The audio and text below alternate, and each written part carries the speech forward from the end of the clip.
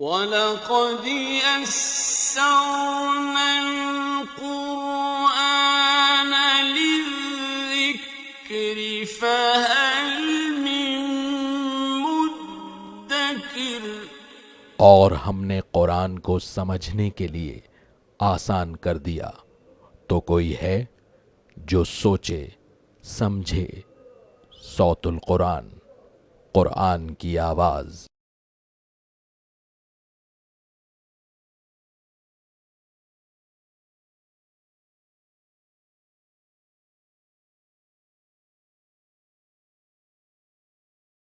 نحمده ونصلي على رسوله الكريم اما بعد فاعوذ بالله من الشيطان الرجيم بسم الله الرحمن الرحيم يا ايها الذين امنوا ليستأذنكم الذين ملكت ايمانكم والذين لم يبلغوا الحلم منكم 3 مرات من قبل صلاة الفجر وحين تضعون ثيابكم من الظهيرة ومن بعد صلاة العشاء 3 عورات لكم ليس عليكم ولا عليهم جناح بعدهن طوافون علیکم بعضکم علی بعض کذالک یبین اللہ لکم الآیات واللہ علیم حکیم۔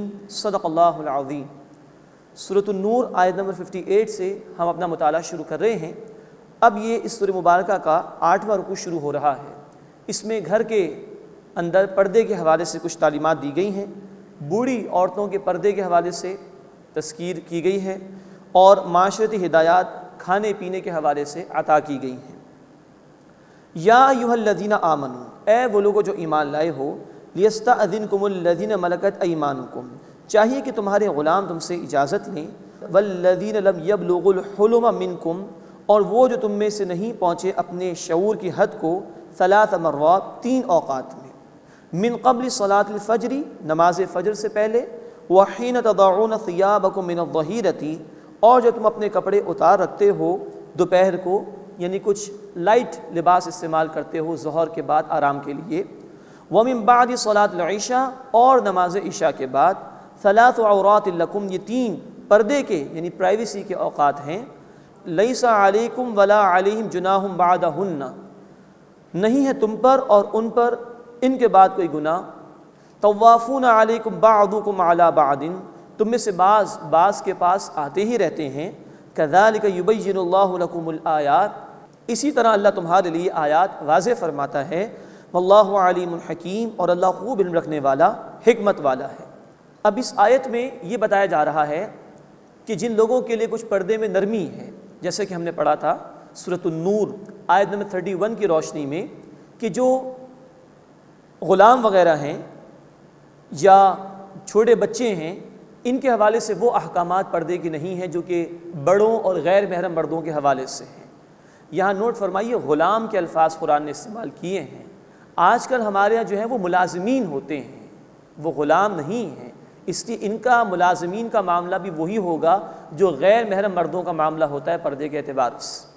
تو فرمایا گیا کہ یہ غلام ہیں یا جو بچے ہیں جن کے حوالے سے پردے کے احکامات میں نرمی ہے، یہ بھی اجازت لیں 3 اوقات میں، جب زیادہ امکان ہوتا ہے شوہر اور بیوی کے تعلقات کا، اور زیادہ امکان ہوتا ہے کہ انسان ذرا لائٹ ڈریس میں ہو، تو ان اوقات میں تو یہ بھی خاص طور پر اجازت لیں، فجر سے پہلے، دوپہر کے وقت جب کہ انسان قیلولہ کرنے کی کوشش کرتا ہے، اور عشاء کی نماز کے بعد۔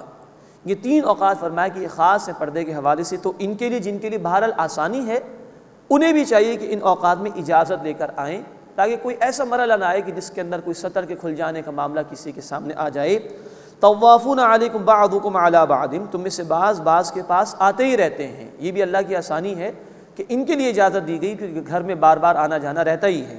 کذالک یبین اللہ لکم الآیات، اسی طرح اللہ تمہارے لیے آیات واضح فرماتا ہے، واللہ علیم حکیم، اور اللہ خوب علم رکھنے والا حکمت والا ہے۔ وَإِذَا بَلَغَ الْأَطْفَالُ مِنْكُمُ الْحُلُمَ، اور جب تم میں سے لڑکے پہنچ جائیں حد شعور کو، اب یہ بالغ ہو گئے، فَلْيَسْتَأْذِنُوا كَمَا اسْتَأْذَنَ الَّذِينَ مِنْ قَبْلِهِمْ، تو چاہیے کہ وہ اجازت لیں جیسے ان سے پہلے اجازت لیتے تھے۔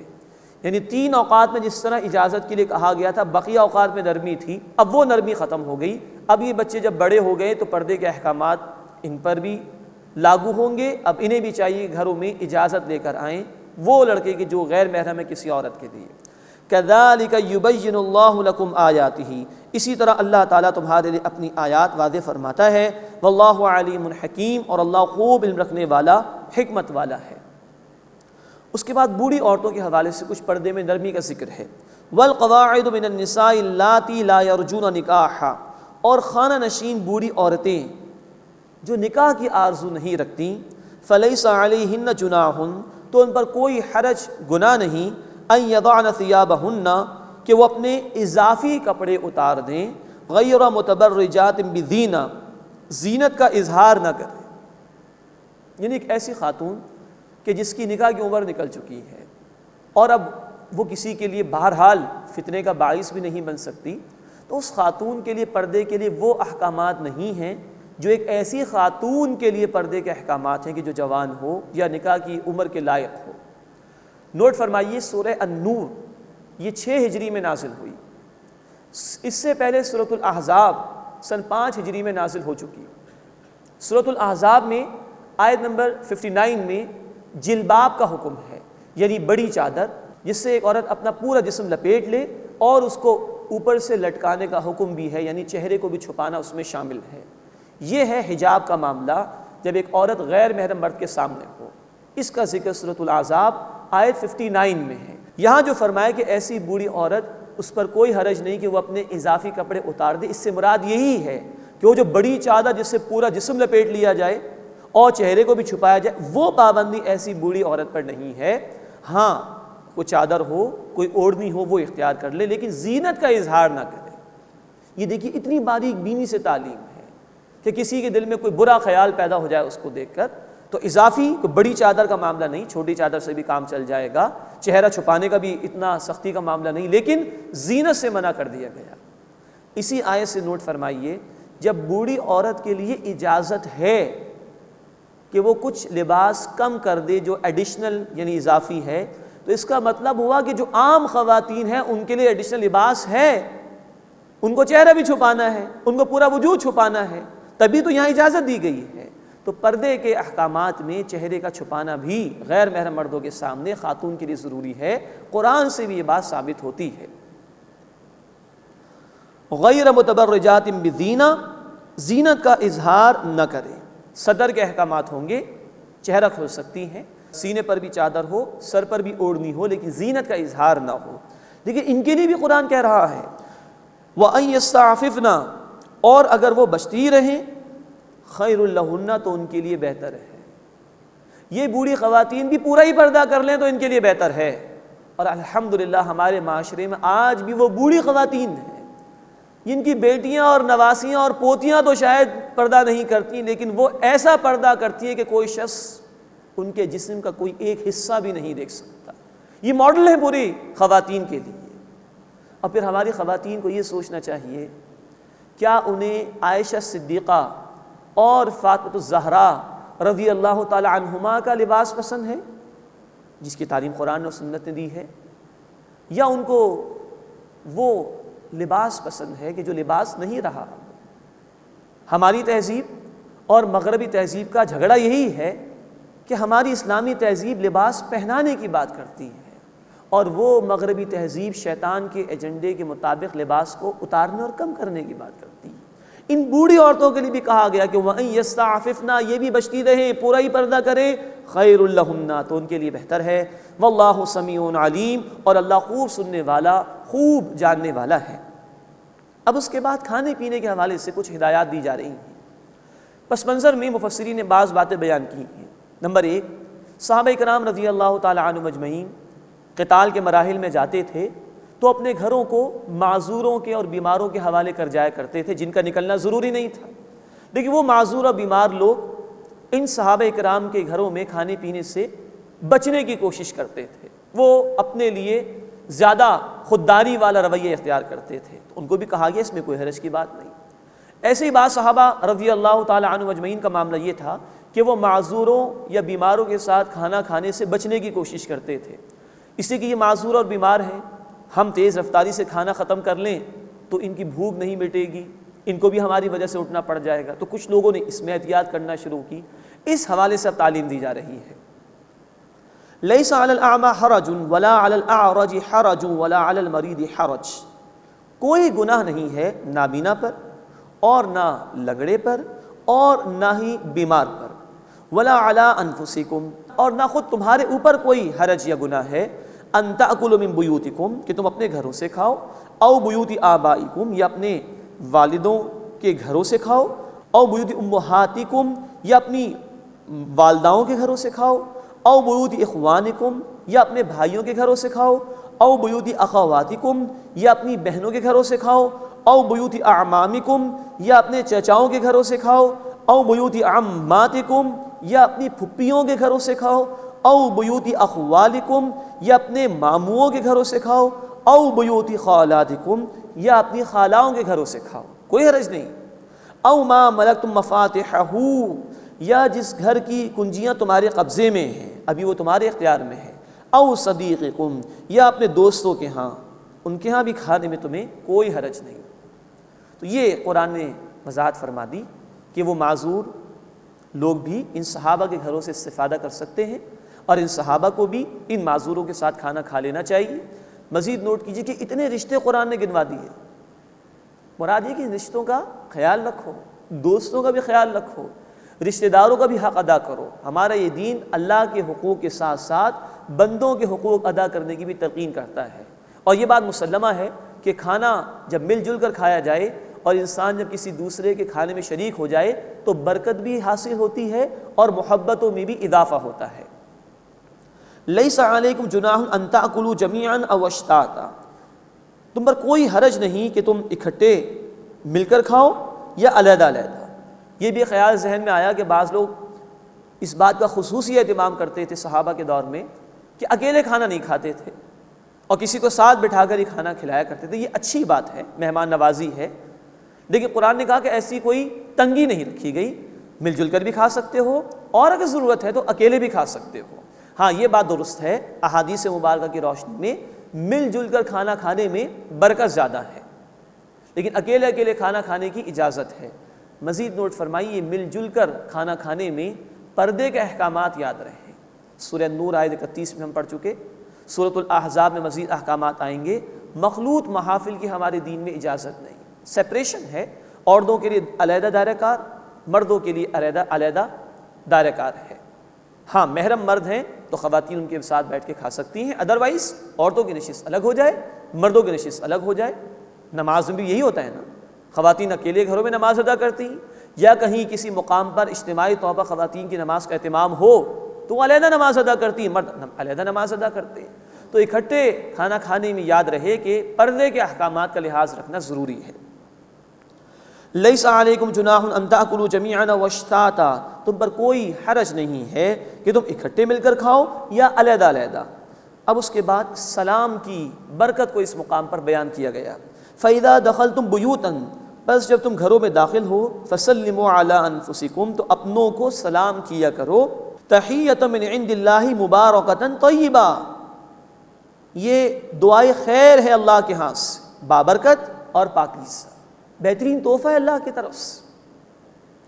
یہ سلام کے الفاظ اتنے جامع ہیں کہ جس پر کئی کتابیں لکھی علماء نے، لیکن مفہوم اس کا جتنا بھی بیان کیا جائے کم ہے۔ جب ہم کسی سے ملاقات کرتے ہیں ہم کہتے ہیں السلام علیکم،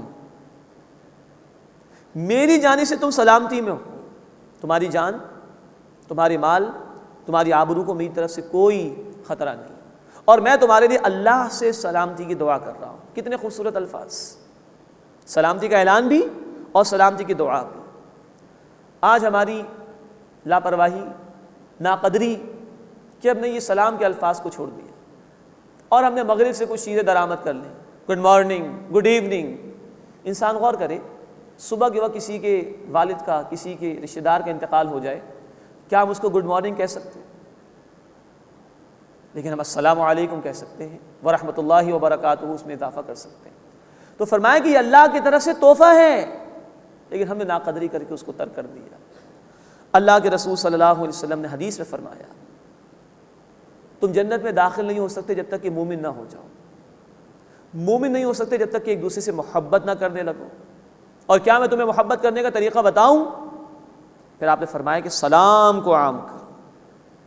اس سے بہتر کوئی دعا نہیں، صبح ہو، دوپہر ہو، شام ہو، رات ہو، سلامتی کی ہر بندے کو ضرورت ہے، تو ہماری جانب سے بھی سلامتی سامنے والے کو، اور اللہ کے حضور بھی دعا اس کی سلامتی کے لیے۔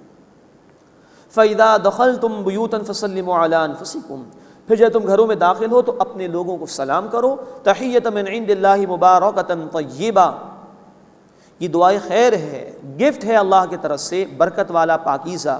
کذالک یبین اللہ لکم الآیات، اسی طرح اللہ تمہارے لیے آیات واضح فرماتا ہے، لعلکم تعقلون، تاکہ تم عقل سے کام لو۔ ایک اور حدیث سماعت فرمائیے، بخاری شریف میں ہے، اللہ کے رسول صلی اللہ علیہ وسلم سے پوچھا گیا کہ یا رسول اللہ صلی اللہ علیہ وسلم کون سا اسلام بہتر ہے؟ آپ صلی اللہ علیہ وسلم نے فرمایا، لوگوں کو کھانا کھلانا اور سلام کرنا، چاہے تم کسی کو جانتے ہو یا نہ جانتے ہو، ہر ایک کو سلام کرنا۔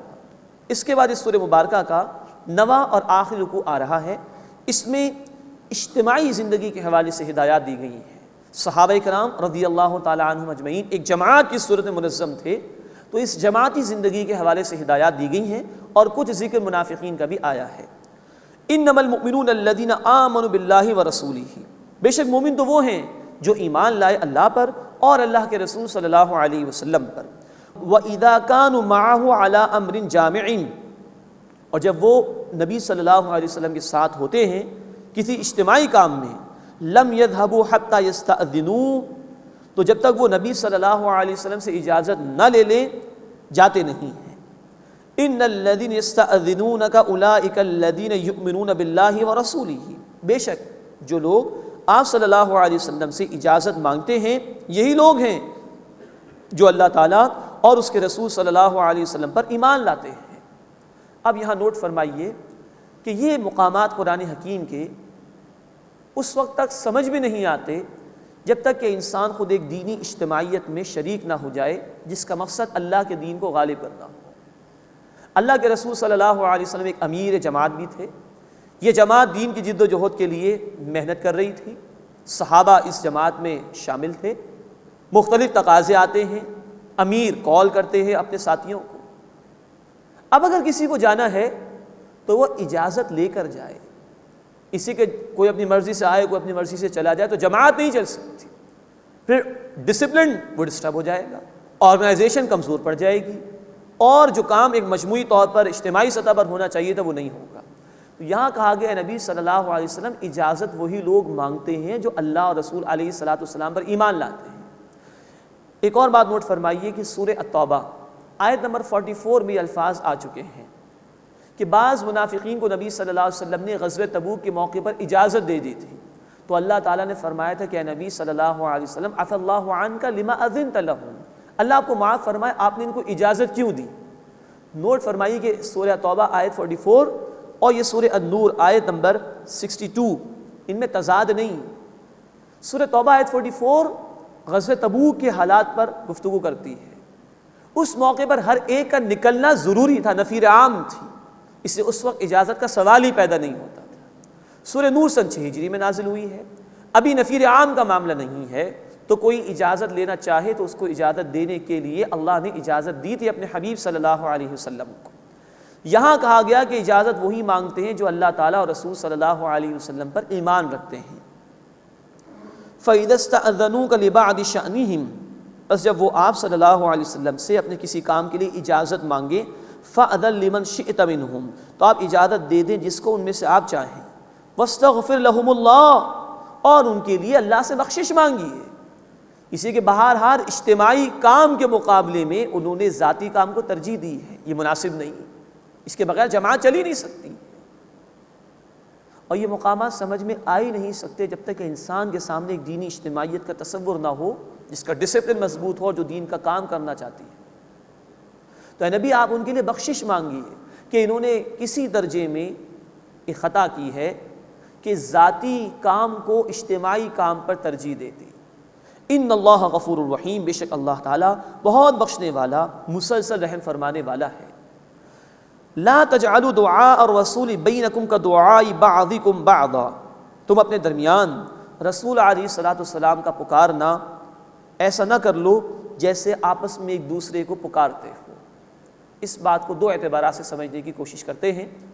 نمبر 1، اللہ کے رسول صلی اللہ علیہ وسلم جو دعوت دے رہے ہیں یا دین کے کاموں کے لیے بلا رہے ہیں، اس کو معمولی اور ہلکا نہ سمجھو۔ رسول علیہ الصلوۃ والسلام کا معاملہ تو یہ ہے، سورۃ الاحزاب آیت نمبر 6، النبی اولیٰ بالمؤمنین من انفسہم، نبی صلی اللہ علیہ وسلم تو اہل ایمان کے نزدیک ان کی جانوں سے بڑھ کر ہے۔ تو ان کی پکار کو، ان کی دعوت کو عام بات نہ سمجھنا، غور سے سنو، عمل کرو۔ اور دوسرا مفہوم اس آیت کے اس حصے کا یہ ہے کہ نبی صلی اللہ علیہ وسلم کو ادب سے پکارو، جیسے آپس میں ایک دوسرے کو پکار لیا کرتے ہو، لائٹ موڈ میں نہ پکارو۔ اس حوالے سے قرآن حکیم کی حساس ترین آیت ہے سورۃ الحجرات آیت نمبر 2، لا ترفعوا اصواتکم فوق صوت النبی ولا تجهروا له بالقول كجهر بعضكم لبعض ان تحبط اعمالكم وانتم لا تشعرون، اپنی آوازوں کو نبی صلی اللہ علیہ وسلم کی آواز سے بلند نہ کرو اور انہیں اس طرح نہ پکارو جیسے آپس میں ایک دوسرے کو پکارتے ہو، ورنہ تمہاری تمام نیکیاں ضائع ہو جائیں گی اور تمہیں شعور تک نہیں ہوگا۔ تو فرمائے کہ لا تجعلوا دعاء الرسول بینکم کدعاء بعضکم بعضا، تو مت بنا لو اپنے درمیان رسول صلی اللہ علیہ وسلم کی پکار کو جیسے تم ایک دوسرے کو پکارتے ہو۔ اب منافقین کا بیان آ رہا ہے، قد یعلم اللہ الذین یتسللون منکم لواذا، یقیناً اللہ جانتا ہے ان لوگوں کو جو تم میں سے نظر بچا کر چپکے سے کھسک لیتے ہیں۔ اب یہ مفہوم بھی اور یہ بات بھی اسی وقت سمجھ میں آ سکتی ہے جب دینی اجتماعیت کا تصور سامنے ہو اور دین کی انقلابی جد و جہد کے تقاضے سامنے ہو۔ اللہ کے رسول صلی اللہ علیہ وسلم کی مجالس میں منافقین بھی آ کر بیٹھتے تھے، آپ بیان کرتے تھے اب اس مہم کے لیے جانا ہے، اب یہ قتال کے تقاضے ہیں، اب اس مہم کے لیے مال خرچ کرنا ہے، ان کو اپنی موت دکھائی دیتی تھی، یہ فوراً وہاں سے چپکے سے کھسک لیا کرتے تھے تاکہ ہماری جان محفوظ ہو جائے، ہمارا مال محفوظ ہو جائے، گویا دین کے تقاضوں سے فرار اختیار کرتے تھے۔ یہ ہے جو منافقین کا طرز عمل یہاں بیان کیا گیا۔ فَلْيَحْذَرِ الَّذِينَ يُخَالِفُونَ عَنْ أَمْرِهِ أَن تُصِيبَهُمْ فِتْنَةٌ أَوْ يُصِيبَهُمْ عَذَابٌ أَلِيمٌ، پس جو لوگ نبی صلی اللہ علیہ وسلم کے حکم کے خلاف کرتے ہیں چاہیے کہ وہ ڈریں کہ ان پر کوئی مصیبت آ جائے یا ان کو دردناک عذاب پہنچ جائے۔ الا ان للہ ما فی السماوات والارض، آگاہ ہو جاؤ بے شک اللہ ہی کے لیے ہے جو کچھ آسمانوں میں ہے اور زمین میں ہے۔ قد یعلم ما انتم علیہ، یقیناً وہ جانتا ہے جس حال پر تم ہو۔ یہ جو منافقین دین سے فرار اختیار کر رہے ہیں یا وہ لوگ جو دین کے تقاضوں سے روگردانی کر رہے ہیں، جن کو دنیا عزیز ہے اور دین کو فراموش کر رہے ہیں، اللہ انہیں جانتا ہے۔ یہ لوگوں سے چھپا سکتے ہیں، اللہ سے نہیں چھپا سکتے۔ وَيَوْمَ يُرْجَعُونَ إِلَيْهِ، اور اس دن کو بھی اللہ جانتا ہے جب اس کی طرف وہ لوٹائے جائیں گے۔ فَيُنَبِّئُهُم بِمَا عَمِلُوا، بس اللہ انہیں بتائے گا جو انہوں نے اعمال کیے۔ وَاللَّهُ بِكُلِّ شَيْءٍ عَلِيمٌ، اور اللہ تعالیٰ ہر شے کا خوب علم رکھنے والا ہے۔ بسم اللہ الرحمن الرحیم، تبارک الذی نزل الفرقان علی عبدہ لیکون للعالمین نذیرا۔ اب سورۃ الفرقان کا آغاز ہو رہا ہے۔ نوٹ فرمائیے سورہ الفرقان سے مکی مدنی صورتوں کے چوتھے گروپ کا آغاز ہو رہا ہے۔ اب سورۃ الفرقان سے لے کر سورہ الف لام میم السجدہ تک 8 مکی صورتیں ہیں اور اس کے بعد ایک مدنی صورت آئے گی انشاءاللہ سورۃ الاحزاب۔ سورہ الفرقان اس کا جو مرکزی موضوع ہے وہ توحید اور اس کے مضامین۔ مزید نوٹ فرمائیے کہ مشرکین کے اعتراضات اس کے حوالے سے اس میں گفتگو آئی ہے اور یہ مکی دور کے درمیانی 4 سالوں میں نازل ہونے والی صورتوں میں سے ایک صورت ہے۔ پہلے رکوع میں انشاءاللہ ہم دیکھیں گے مشرکین کا رد کیا گیا ہے اور وہ کچھ اعتراضات کرتے تھے، مطالبات پیش کرتے تھے، اس کے حوالے سے اللہ تعالیٰ نے گفتگو ارشاد فرمائی ہے۔ تبارک الذی نزل الفرقان علی عبدہ، بڑی برکت والا ہے وہ یعنی اللہ جس نے اپنے بندے صلی اللہ علیہ وسلم پر فرقان نازل فرمایا، یعنی یہ قرآن حق اور باطل میں فرق کر دینے والی کتاب ہے۔ یہ اب کرائیٹیرین ہے، کسوٹی ہے جس کی بنیاد پر طے کیا جائے گا کیا شے حق ہے اور کیا شے باطل ہے۔ لیکون للعالمین نذیرا، تاکہ آپ صلی اللہ علیہ وسلم تمام جہان والوں کے لیے خبردار کرنے والے ہو جائیں۔ نوٹ فرمائیے کہ قرآن حکیم نے جہاں جہاں نبی صلی اللہ علیہ وسلم کے بلند مقام کو بیان فرمایا وہاں لفظ عبد اللہ نے استعمال فرمایا۔ سورہ بنی اسرائیل آیت نمبر 1، واقعہ معراج کا ذکر لفظ عبد آیا، سورۃ الکہف آیت نمبر 1 قرآن کے نزول کا ذکر آیا، لفظ عبد آیا، اور اس مقام پر بھی لفظ عبد اللہ تعالیٰ نے استعمال فرمایا۔ مزید نوٹ فرمائیے، فرمایا کہ تاکہ آپ صلی اللہ علیہ وسلم تمام جہان والوں کے لیے خبردار کرنے والے ہو جائیں، آپ صلی اللہ علیہ وسلم کی رسالت اب یونیورسل ہے، تمام انسانیت کے لیے آپ صلی اللہ علیہ وسلم کو رسول بنایا گیا۔ الذی لہ ملک السماوات والارض، وہ اللہ کی جس کی بادشاہت ہے آسمانوں کی اور زمین کی، ولم یتخذ ولدا، اور اس نے کوئی بیٹا نہیں بنایا، ولم یکن لہ شریک فی الملک، اور بادشاہت میں اس کا کوئی شریک نہیں، وخلق کل شیء فقدرہ تقدیرا، اور اس نے ہر شے کو پیدا کیا پھر اس کا ایک اندازہ مقرر فرمایا۔ ہر شے کو اس کی ہدایت اللہ نے عطا فرمائی۔ مچھلی کو تیرنے کے لیے صلاحیت اللہ ہی نے سکھائی، بکری کے بچے کو اپنی ماں کے وجود سے غذا حاصل کرنے کی صلاحیت اللہ ہی نے عطا فرمائی۔ وَاتَّخَذُوا مِن دُونِهِ آلِهَةً، اور انہوں نے اس اللہ کے سوا بنا لیے ہیں اور معبود، لا يخلقون شيئا وهم يخلقون، وہ کچھ بھی پیدا نہیں کرتے بلکہ وہ خود پیدا کیے گئے ہیں، ولا يملكون لانفسهم ضرا ولا نفعا، اور وہ اپنے لیے اختیار نہیں رکھتے کسی نقصان کا اور نہ کسی نفع کا، ولا يملكون موتا ولا حیاتا ولا نشورا، اور نہ وہ اختیار رکھتے ہیں موت کا اور نہ زندگی کا اور نہ دوبارہ جی اٹھنے کا۔ یہ ہے ان کے جھوٹے معبودوں کی حقیقت، کوئی اختیار ان کا نہیں ہے جن کو یہ پکار رہے ہیں۔ اس کے بعد نوٹ فرمائیے کہ اس مقام پر مشرکین کے اعتراضات کا ذکر آیا ہے اور ان کے کچھ مطالبات ہیں ان کا ذکر آیا ہے۔ اس رکوع میں انشاءاللہ تعالیٰ ہم دیکھیں گے کہ ان کے 7 مطالبات اور اعتراضات کے حوالے سے اللہ تعالیٰ نے گفتگو ارشاد فرمائی۔ اب پہلا ان کا اعتراض آ رہا ہے، وَقَالَ الَّذِينَ كَفَرُوا إِنْ هَذَا إِلَّا إِفْكٌ افْتَرَاهُ، اور کفر کرنے والوں نے کہا کہ یہ تو کچھ بھی نہیں، صرف جھوٹ ہے، انہوں نے اسے گھڑ لیا ہے۔ وَأَعَانَهُ عَلَيْهِ قَوْمٌ آخَرُونَ، اور اس پر دوسرے لوگوں نے ان کی مدد کی ہے، معاذ اللہ۔ فَقَدْ جَاءُوا ظُلْمًا وَزُورًا، یقیناً وہ ظلم پر آ گئے ہیں اور جھوٹ پر آ گئے ہیں، کھلی دھاندلی کر رہے ہیں۔ اگر انہوں نے کسی سے سیکھ لیا تھا تو اس شخص کو جا کے تلاش کر لو، اگر انہوں نے کسی سے سیکھ لیا ہے تو اس شخص نے خود اتنے بڑے کلام کا دعویٰ کیوں نہیں کیا؟ تو یہ ظلم پر اور جھوٹ پر اتر آئے ہیں۔ اب دوسرا ان کا اعتراض ذکر ہو رہا ہے، وَقَالُوا أَسَاطِيرُ الْأَوَّلِينَ اكْتَتَبَهَا، اور انہوں نے کہا کہ یہ پچھلے لوگوں کی کہانیاں ہیں، انہوں نے انہیں لکھوا لیا ہے، فَهِيَ تُمْلَى عَلَيْهِ بُكْرَةً وَأَصِيلًا، بس وہ ان پر پڑھی جاتی ہیں صبح اور شام، معاذ اللہ۔ قُلْ أَنزَلَهُ الَّذِي يَعْلَمُ السِّرَّ فِي السَّمَاوَاتِ وَالْأَرْضِ، اے نبی صلی اللہ علیہ وسلم فرما دیجئے اس کو نازل فرمایا ہے اس اللہ نے جو آسمانوں اور زمین کے راز جانتا ہے۔ انہ کان غفورا رحیما، بے شک وہ بہت بخشنے والا مسلسل رحم فرمانے والا ہے۔ اب ان کے تیسرے اعتراض کا ذکر آ رہا ہے، وقالوا ما لهذا الرسول، اور انہوں نے کہا کہ یہ کیسا رسول ہے، یاکل الطعام، جو کھانا کھاتا ہے، ویمشی فی الاسواق، اور بازاروں میں چلتا پھرتا بھی ہے۔ اب چوتھا ان کا ذکر آ رہا ہے ایک مطالبے کی صورت میں، لولا انزل الیہ ملک، اس کے ساتھ کوئی فرشتہ کیوں نہیں اتار دیا گیا، فیکون معہ نذیرا، کہ وہ اس کے ساتھ ڈرانے والا، خبردار کرنے والا ہو جاتا۔ اب پانچواں ان کا مطالبہ رہا ہے، او یلقى الیہ کنز، یا ان کی طرف نازل کیا جاتا کوئی خزانہ۔ اب چھٹی بات، او تکون لہ جنۃ یاکل منہا، یا ان کے لیے کوئی باغ ہوتا کہ وہ اس میں سے کھاتے۔ اور ساتویں بات، وقال الظالمون ان تتبعون الا رجلا مسحورا، اور ظالموں نے کہا کہ تم پیروی کرتے ہو صرف ایک جادو زدہ انسان کی، معاذ اللہ۔ یہ ان کے اعتراضات اور کچھ مطالبات جن میں سے 7 کا ذکر اس مقام پر آیا، 3 کا مزید ذکر آئے گا تیسرے رکوع میں انشاءاللہ۔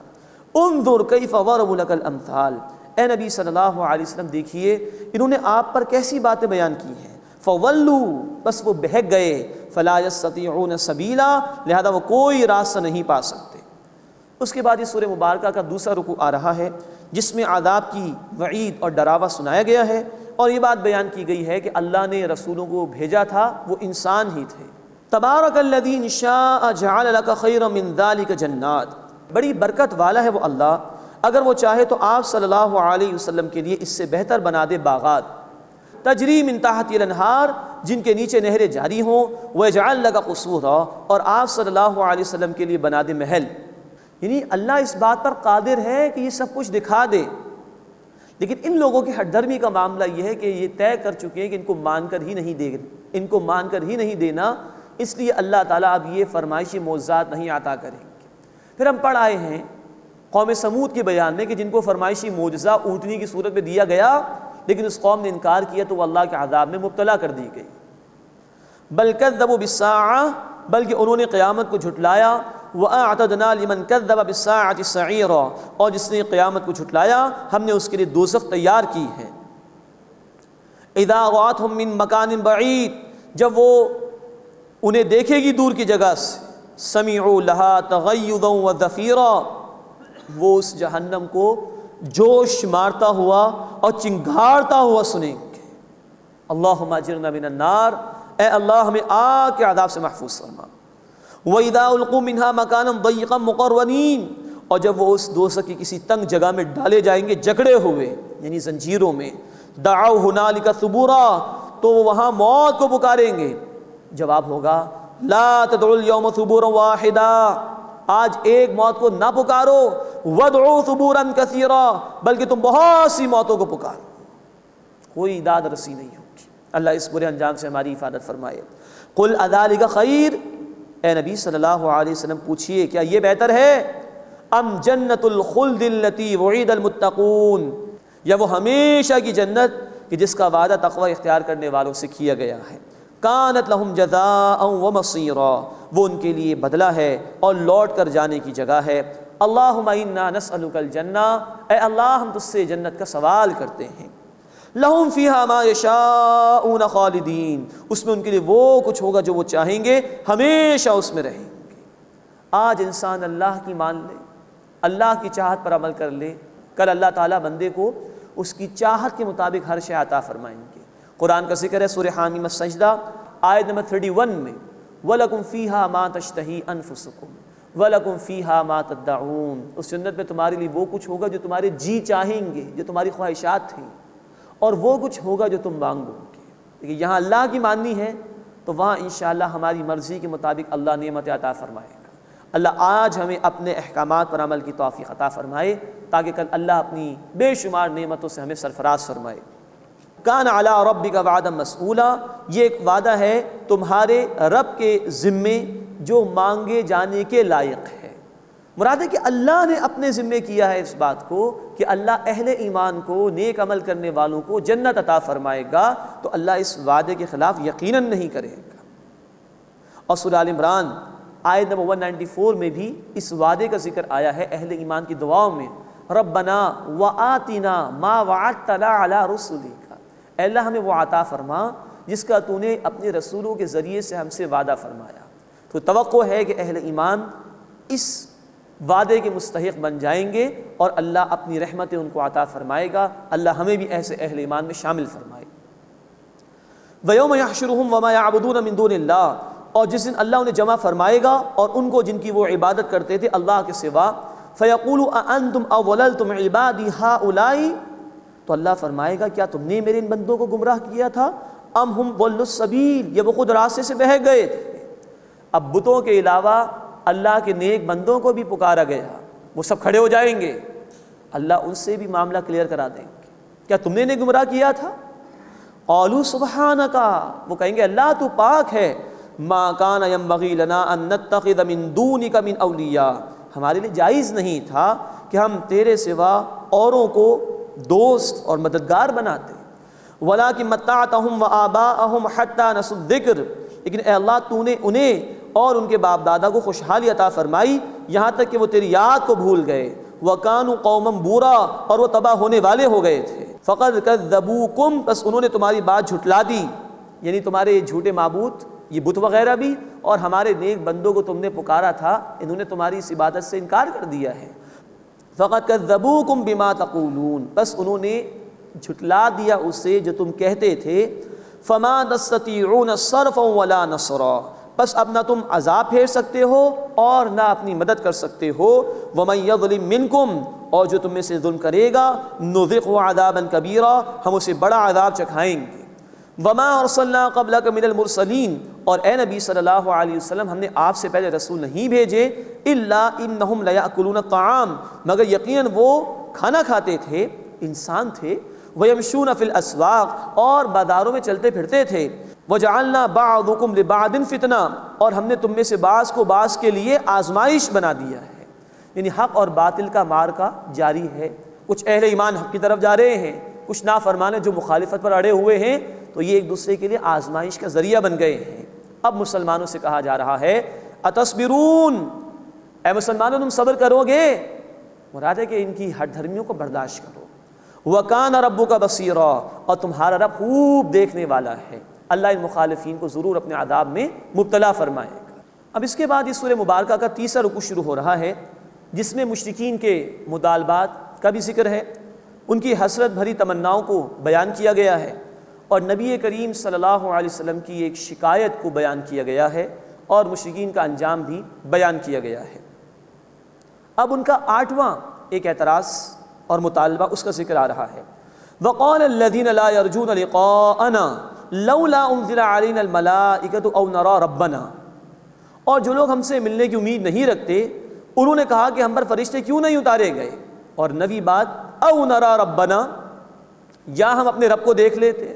یہ مطالبات کر رہے تھے، چاہتے تھے کہ ہر ایک کے اوپر فرشتہ اتر جائے اور ہر ایک اپنی آنکھوں سے اللہ کو دیکھ لے۔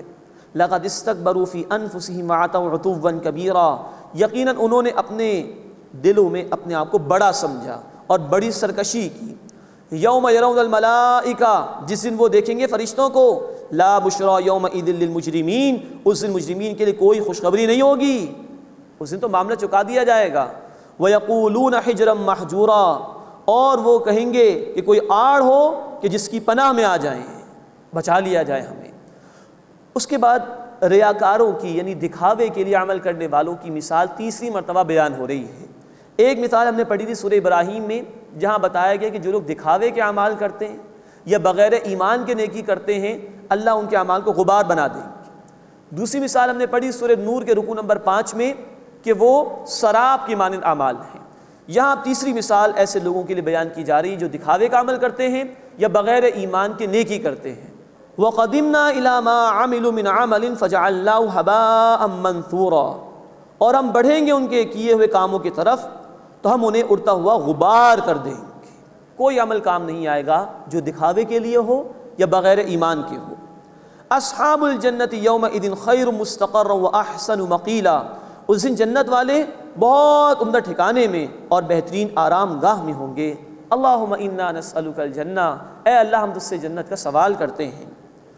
وَيَوْمَ تَشَقَّقُ السَّمَاءُ بِالْغَمَامِ، اور جس دن بادلوں سمیت آسمان پھٹ جائے گا۔ وَنُزِّلَ الْمَلَائِكَةُ تَنزِيلًا، اور فرشتے اتارے جائیں گے کثرت سے۔ الْمُلْكُ يَوْمَئِذٍ الْحَقُّ لِلرَّحْمَٰنِ، اس دن سچی بادشاہت رحمان کے لیے ہے۔ وَكَانَ يَوْمًا عَلَى الْكَافِرِينَ عَسِيرًا، اور وہ دن کافروں پر سخت ہوگا۔ وَيَوْمَ يَعُضُّ الظَّالِمُ عَلَىٰ يَدَيْهِ، اور جس دن ظالم اپنے ہاتھوں کو کاٹ کھائے گا، شدید غصہ اسے اپنے اوپر آئے گا۔ یقول، وہ کہے گا، یا لیتنی اتخذت مع الرسول سبیلا، کاش میں نے رسول کے ساتھ راستہ اختیار کیا ہوتا۔ یا ویلتا، ہائے میری شامت، لیتنی لم اتخذ فلانا خلیلا، کاش میں نے فلاں کو دوست نہیں بنایا ہوتا۔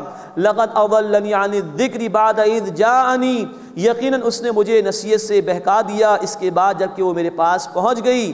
وَكَانَ الشَّيْطَانُ لِلْإِنسَانِ خَذُولًا، اور شیطان انسان کو عین وقت پر رسوا کر دینے والا ہے۔ یہ ہے نافرمانوں کی حسرت۔ کاش رسول کے راستے کو اختیار کیا ہوتا، کاش شیطان کی پیروی نہ کی ہوتی، اس دن کوئی فائدہ نہیں۔ آج عمل کرنے کا موقع ہے۔ اللہ ہمیں شیطان کے مقابلے میں اپنے حبیب صلی اللہ علیہ وسلم کا راستہ اختیار کرنے اور ان کی کامل اطاعت کرنے کی توفیق عطا فرمائے۔ اس کے بعد قرآن حکیم کی ایک بڑی سخت آیت آ رہی ہے۔ اس میں شکایت نقل ہوئی ہے رسول اکرم صلی اللہ علیہ وسلم کی، جو آپ امت کے خلاف اللہ کے سامنے پیش کریں گے، کہ جن لوگوں نے قرآن کو چھوڑ دیا تھا۔ وقال الرسول یا رب ان قوم اتخذوا هذا القرآن مہجورا، اور رسول صلی اللہ علیہ وسلم شکایت کریں گے، اے میرے رب، بے شک میری قوم نے اس قرآن کو ایک بیکار شے سمجھ کے ترک کر دیا تھا۔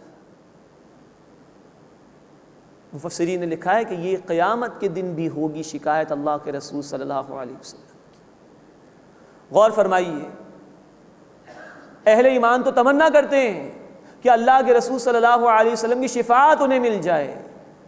اگر اللہ کے رسول صلی اللہ علیہ وسلم شکایت لے کر کھڑے ہو جائیں تو کیا کوئی اللہ کے عذاب سے بچانے والا ہوگا؟ یہ شکایت ان لوگوں کے لیے جنہوں نے قرآن کو بیکار شے سمجھ کے ترک کر دیا، مہجورہ، بیکار شے، یوز لیس، ورتھ لیس، جس کی کوئی ویلیو انسان کی نگاہ میں نہ ہو۔ ہمیں بھی غور کرنا چاہیے، آج قرآن کے لیے کتنا وقت ہمارے پاس، ہمارے شیڈیولز میں کہیں قرآن، اس کی تلاوت کے لیے وقت، اس کو سمجھنے کے لیے وقت، اس کو اپنے عمل میں لانے کے لیے وقت، اس کی دعوت کو عام کرنے کے لیے وقت کہیں ہے؟ اگر ہے تو بہت بڑی بشارت ہے۔ اللہ کے حبیب صلی اللہ علیہ وسلم نے فرمایا، بخاری شریف کی حدیث، خیرکم من تعلم القرآن وعلمہ، تم میں سے بہترین وہ ہیں جو قرآن سیکھیں اور قرآن سکھائیں۔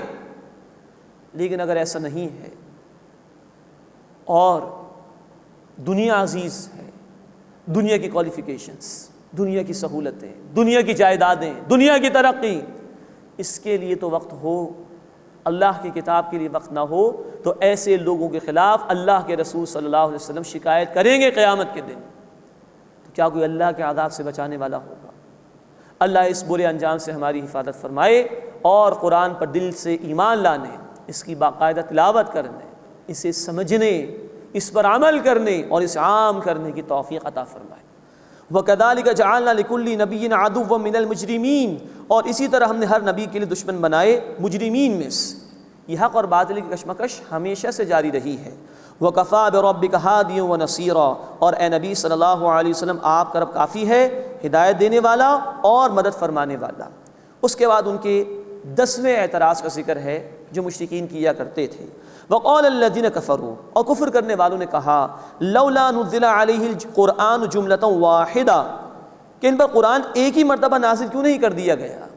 كَذَلِكَ، اسی طرح، یعنی اسی طرح ہم نے نازل کیا ہے۔ اللہ فرما رہے ہیں، لِنُثَبِّتَ بِهِ فُؤَادَكَ، تاکہ ہم آپ کے دل کو ثبات یعنی مضبوطی عطا فرمائیں، وَرَتَّلْنَاهُ تَرْتِيلًا، اور ہم نے اس کو ٹھہر ٹھہر کر پڑھا ہے، جیسے جیسے ضرورت پیش آئی اللہ نے ہدایات عطا فرمائی۔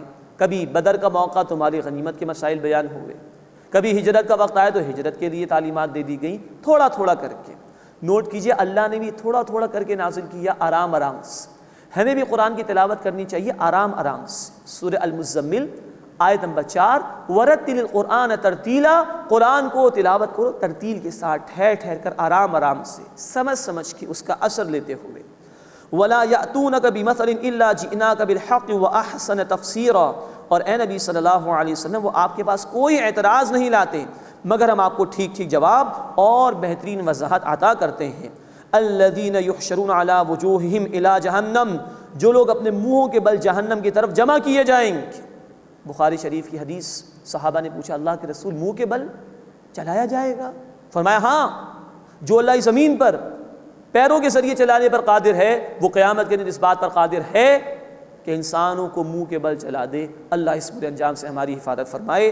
الذین یحشرون علی وجوہہم الی جہنم، جو لوگ اپنے منہوں کے بل جہنم کی طرف جمع کیے جائیں گے، اولئک شر مکانا، یہی لوگ بدترین مقام میں ہوں گے، واضل سبیلا، اور بہت بہکے ہوئے ہوں گے راستے سے۔